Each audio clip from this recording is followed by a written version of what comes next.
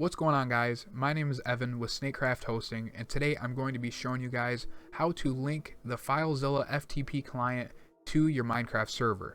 So this is really easy. Let's get right into it.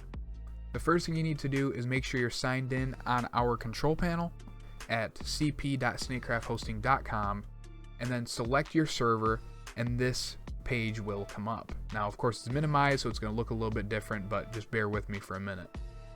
On the left side, you'll have all these options. The one we are interested in is configuration, so click that, and then SFTP settings. So this will give us the connection details that we will need to connect Filezilla to our server. The first thing you need to do is copy your connection address. Just copy it and paste it under host, and then copy your username, paste it in here. And then this password field will be your control panel password that you logged into this control panel. So I'm going to grab that for this account, paste it in here, and then click connect. And just like that, we are now connected into the server. Now, since this is not the first time I've connected Filezilla to this server, it did not give me the notification window.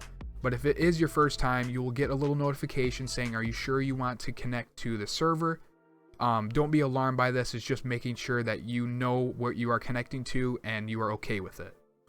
So feel free to select always trust and then okay to close that window out, and you'll be good to go. But that is all there is to it. It's a very easy process, and it makes it so much easier to upload and download files from your server using this client. So I hope this video helped you out and that you all have a great day.